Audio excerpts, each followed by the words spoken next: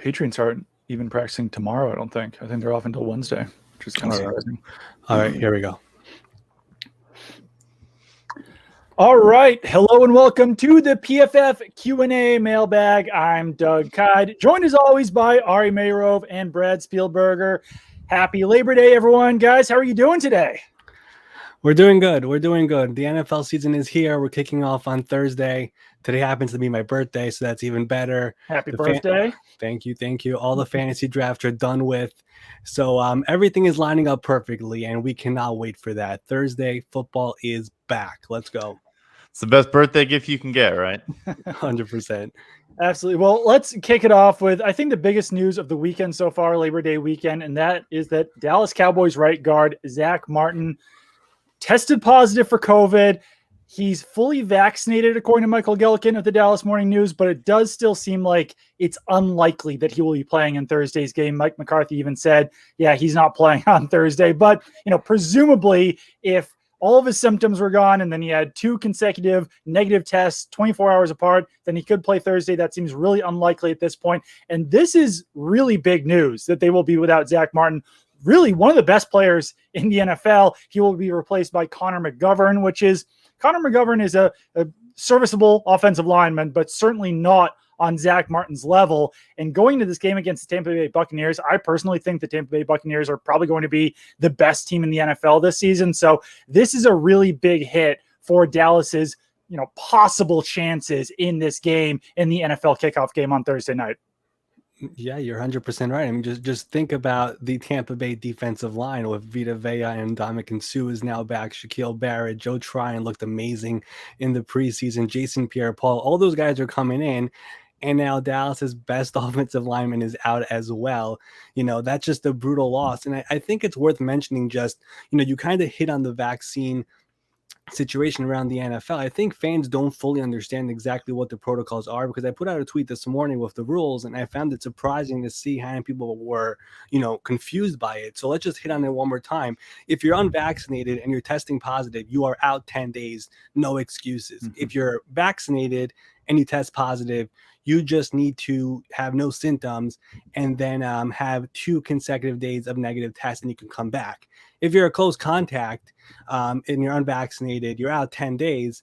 And if you are vaccinated, you don't miss any days. You just have to have daily testing from now on. So I think it's important to mention those 5 days for close contact, right? 5 days for unvaccinated close contact. Yeah. Five days if you are unvaccinated, correct. So I think it's important to mention all those rules as well as the season starts. Zeke Martin is vaccinated, but Mike McCarthy made it clear it's unlikely that he'll be ready for Thursday night, which again is a very big loss there for Dallas. 100%. And this was the kind of underrated storyline. Obviously, we all knew Dak Prescott was out last year and Andy Dalton was thrown into the fire, but Dallas was also missing Zeke Martin for a stretch, and then Tyron Smith, the left tackle, for the entire season, or almost the entire season, and right tackle La'el Collins for the entire season. And he also has not practiced, or at least I think he practiced for the first time in a long time this week. He had a stinger in his neck that was bothering him all of preseason. So I'm not even sure they've committed 100% to him starting the game either. As you mentioned, that Buccaneers defensive line, we all saw in the last NFL game that was played how dominant they can be. They add in Joe Tryon. If that right side is missing both, some people say the best offensive lineman in football in Zeke Martin and right tackle La'el Collins, who Martin actually replaced for 2 games last year when he was out. That's a huge loss. They did add a really good swing tackle, a really good veteran in Ty Nsekhe, who could step in at right tackle and be a much better backup than the guys they had last year. But obviously something to monitor if Dak is down 2 offensive line starters again. Yeah, one other piece of news, COVID-related, is that Dolphins starting left tackle Austin Jackson and tight end Adam Shaheen both placed on the COVID list. Kind of unsure what the status on Jackson is, if he would be ready for Sunday's game against the New England Patriots. But that's another team who should have a really good pass rush this season with Matt Judon. Josh Uche was an absolute monster over the summer. They've also got Kyle Van Noy, Dante Hightower. Chase Winovich is buried on the depth chart. That tells you how good those edge rushers are. So Greg Little would be replacing Austin Jackson at left tackle. Like I said, just something to monitor down the road. We don't know exactly what Jackson's status so far would be there. One other piece of Patriots news before we get to some of your questions is that Cam Newton, still unsigned after being released. That was really probably the biggest news out of the cut down period last week, is that Cam Newton was not only didn't win the starting job, but also was released and now has not yet caught on with another team. Basically, as soon as he released, I asked some sources close to the team in the league, are you surprised that he was cut? And do you expect him to sign somewhere else? The answers were essentially not that surprised that he was cut because he's not a great backup over his vaccination status and the fact that he's such a big presence in the Patriots locker room. And when I asked if they expected him to be signed quickly, they all said, no, he's not a great backup option. Maybe if a starter gets hurt, then you sign Cam Newton, kind of thrust him back into that starter role. But we're almost a week out now. Cam Newton has not been signed. And basically what I was told at this point was correct, that, immediately Cam Newton was not going to be picked up by another team. Mm-hmm. The one report there was Jordan Schultz with ESPN who alluded to a connection with Dallas. And like you mentioned, on cutdown day, they picked up Will Grier, the Carolina Panthers backup quarterback. And I think head coach Mike McCarthy came out and essentially, kind of poured some cold water on the idea there was a connection there, said he was happy and comfortable with their quarterback room. So it's kind of hard to even find a place where he would make sense at this point as well. Yep, for sure. I mean, the only option that we all talked about immediately after it happened was Dallas. And a couple of days later, Mike McCarthy said it's not an option. Same thing with Washington of Ron Rivera. So I think it is important to mention, the vaccine status is a big deal around the NFL, and Cam not being vaccinated is part of the issue. I know coaches don't want to say it, but that's the reality of what's going on. So, it might take some time until Cam catches on with a team, if he does even catch on with a team. I think we're all just looking for, if a starting quarterback gets hurt or something, that's like really the only option I believe out there where it would make sense, because again, I really don't see him being a backup anywhere. Yeah, the Houston Texans, I know a lot of people mentioned them as a possibility off the start, but they've got their own issues and drama at the quarterback position. They did just name Tyrod Taylor the week 1 starter, which comes as a surprise to absolutely no one. And I believe Bill Belichick that Cam Newton, that's not the reason. His vaccination status isn't the reason he lost that quarterback competition. And it's probably not the direct reason why he was cut. But when you're talking about a backup quarterback, vaccination status does matter because you have to depend on that guy and he has to be available when you need him. Let's talk about TJ Watt's contract situation real quick, because this is kind of maybe a under talked about storyline right now heading into week 1. Massive game, Steelers versus Bills, week 1, 1:00 on Sunday. And TJ Watt has been one of those guys who's been kind of holding in, waiting for a contract extension. And that hasn't come yet. So not only are we waiting to see if TJ Watt does get a contract extension before week 1, we're also waiting to see if he's actually just going to call their bluff and continue holding in into week 1. So a lot going on there. Do we expect that to happen? Do we expect him to get that contract sorted out before week 1? So the interesting thing there is in Pittsburgh, they've had a long-held precedent and tradition that they do not negotiate in season. So in theory, we have a deadline here of a week until this deal has to get done. I think when you're discussing, potentially the biggest non-quarterback contract in the entire NFL, maybe you do break some precedent and you have to kind of go against your established rules. And another rule of theirs is they tend to not guarantee any money outside of the signing bonus. The issue there is TJ Watt wants the same protections that a guy like a Joey Bosa or a Myles Garrett's got. Myles Garrett in his division, the AFC North. Joey Bosa got $78 million fully guaranteed dollars on his deal. So unless you're talking about a $65 million signing bonus or something to that effect, a massive, massive signing bonus so that TJ Watt feels comfortable that he's going to be around for the long haul, the contract is going to be fascinating to see come in, because the structure might force them to change how they go about their business, which they obviously try to avoid at all costs. Yeah, but Brad mentioned 2 of those rules. Another rule that they have is outside of the quarterback, they try not to do any extensions if a player has more than 1 year left on his contract. And, that kind of messed them over last year, because it might have been smart to do that deal last year before Myles Garrett, before Joey Bosa. And of course, now that market has blown up with Joey at $27 million a year. So that's another thing over there as well. But, as Doug mentioned, I mean, this story was kind of not talked about enough. This entire offseason, it kind of went under wraps. Pittsburgh it wasn't really a distraction nationally, which I think was surprising to me. But here we are now in crunch time. They have until Saturday. That's really the deadline that Pittsburgh as a franchise has, and we'll see if it gets done. Let's hit a question real quick. Oscar JA23, greetings from Costa Rica, fellas. Do you think Deshaun Watson will play this season at all? If I had to bet on this, I'd probably say no, just because we are heading into the season with Deshaun Watson on the Texans roster, but not playing. Something pretty dramatic would have to happen, personally, for me, to actually see Deshaun Watson on the field in 2021.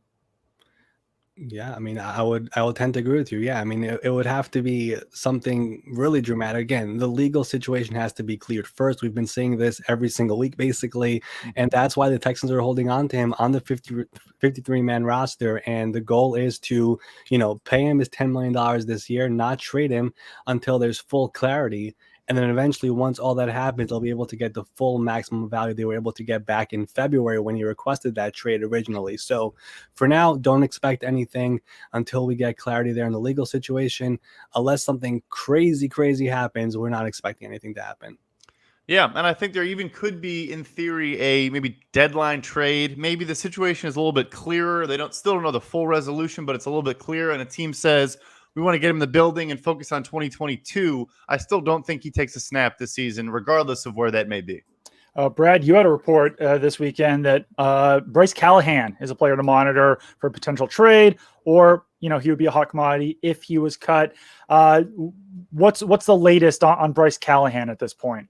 Yeah, so a couple follow-ups there. I first and foremost heard that it's definitely more other teams calling Denver. So they recognize, look, Denver has 4 really good cornerbacks. They add Kyle Fuller, Ronald Darby in free agency on decent-sized contracts. You, of course, use a top 10 pick on Patrick Surtain out of Alabama, who was one of our highest-graded defenders in all of preseason and has looked very good so far. So Callahan, look, he's a really good player. He grades very well for us every year. But the reality of the situation is he's a 30-year-old slot corner who has missed a lot of time throughout his career with injuries to his feet, his knees, all over the place in the lower half of his body. So we get how good he is, but when you have a $6.5 million base salary for a guy who has injury issues and it's you're loaded at the position, it does in theory make that guy expendable. But I was told other teams are calling, at least half a dozen teams, if not more, have called the Denver Broncos. And I think their situation is until someone wows us and really kind of blows us away with an offer, then we'll maybe go ahead and make that move. One little final nugget, I also heard they are high on Kerry Vincent Jr. out of LSU. They've liked his progression a lot, and maybe that makes him a little bit more comfortable to maybe move Callahan because there's a 4th corner that they think is kind of an up-and-coming young player. And I think what we're seeing around the NFL is there are a bunch of teams who are cornerback needy right now. And that's exactly why they're going straight to Denver, because as Brad mentioned, they are stacked at that position.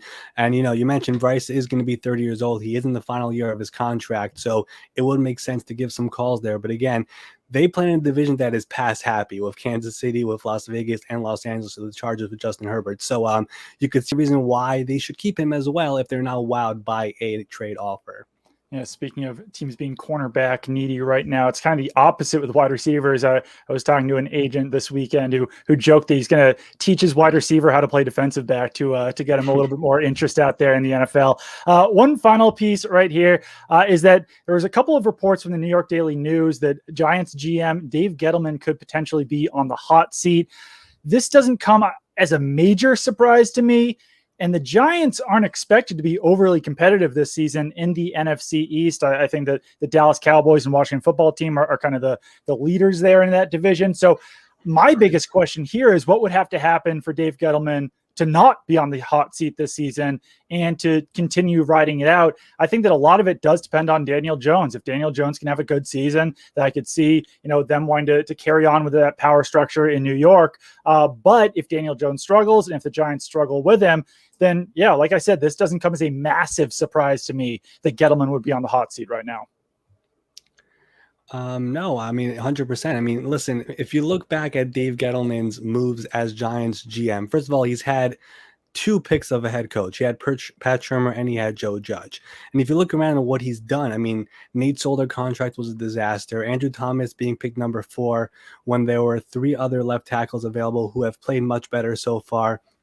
That has not worked out at all. They picked a running back at number 2 overall, which a lot of people gave some backlash to. So he's had a lot of mistakes there as Giants general manager, and it makes sense why he would be on the hot seat there. But again, looking at the Giants last year, this is a team that was competitive at least, and, you know, they came close to winning the division. So I think, you know, after making all the moves this offseason, I think seeing them go out and sign a Kenny Galladay and be aggressive and sign a Dory Jackson signal that there is a little bit of, you know, he might be on the hot seat. You know, he's trying to be a little bit more aggressive than what the Giants have been in the past. So, you know, we kind of saw the same thing with Jerry Reese there in his final year when he was the general manager of the Giants, when he was aggressive signing Olivier Vernon and Damon Snacks Harrison and Janoris Jenkins. So we've seen this happen to the Giants in the past. I think we have to see them this year, you know, be competitive, be in the division in order for him to keep that job. Because, you know, me being here from New York and hearing a lot from Giants fans, they have not been a fan of Dave Gettleman, the moves that he made. So it is something to monitor this year and how the Giants play as the season goes along. One question that we got here before we get out here, the Duffer asked, what is your vibe on Russ? Will his new offensive coordinator let him cook, or will Pete shut him down to protect his defense? I think the Seahawks offense could be really fascinating this season with Shane Waldron as their offensive coordinator. He came from LA. He's been working with Sean McVay for quite a few years now at this point. So it's a really good question. I think that at the very least, the Seahawks offense will be a lot more creative this season. Could be a little bit more of a complex offense than we've seen for them for the last few years. I'm not sure if Pete Carroll will be ready to fully let Russell Wilson cook, but I do think that it's an offense that will be a little bit more taxing for opposing defenses than it's been in the last few years. Yeah, you know what's interesting is that the Russell Wilson story this offseason, you know, it kind of blew up when he went on the Dan Patrick show, and then all of a sudden it kind of went away. Yeah. I think it's important to note that Russ was involved in the hiring of Shane Waldron, and I think that is something that is very important this year to see how those two gel, because Russ had a very, very big role there in hiring him there to bring him into Seattle. So that's part one. Number two, if Seattle does not make noise this year, I don't think the Russell Wilson leaving Seattle thing is over. I think it's right now on hold. I think we could be talking about Russell Wilson once again next offseason if Seattle does not make it to an NFC championship or make it to a Super Bowl, because there is some serious friction there. I mean, it's a real thing. I know, like, they're trying to make it sound like everything is fine. I'm not so sure about that. I think getting him Shane Waldron and being involved in the process is a big step forward. Getting some offensive linemen that he wanted is a big step forward, but I don't think it's fully over. So I think Seattle is a team really to watch this year, just to see how all those relationships gel this year. Yeah, I think there's one big piece of evidence that suggests that the Russ saga is not over, and that's that they had to restructure a lot of contracts this offseason to clear cap space. They were trying to bring guys in, like you mentioned, bolster that offensive line, bring guys in, and they didn't rework his deal. They wanted to make sure they didn't push any more guarantees down the line on Russ, but did it with, a half dozen other players. So that shows, look, we're keeping the option open that maybe we do trade him and take less of a dead cap hit as a result. I do think also, based on their moves on defense in this past week, they've traded for multiple cornerbacks. They traded away Ahkello Witherspoon to the Pittsburgh Steelers. They may now not have a choice but to let Russ cook because their defense is getting gashed every week and they got to score a bunch to keep up. So that also, game script may force his hand there. But, I think at the end of the day, Pete Carroll is Pete Carroll, and I think we know what he likes to do. So if he has the final word and if they're in a game, I think he's going to try to stick to what he's used to, for the last, 30, 40 years of his career. Yeah, certainly a far cry there in Seattle from the days of the Legion of Boom in their secondary. Obviously, they do still have Jamal Adams, but Quandre Diggs, their cornerback position is a lot shakier than it's been in years past. Well, thank you everyone for tuning in on Labor Day. Enjoy your barbecues tonight. Head to pff.com. Use promo code KICKOFF30 for 30% off any PFF subscriptions. Follow Ari on Twitter at MySportsUpdate, Brad at PFF_Brad, and me at Doug Kyed. Thanks again for watching.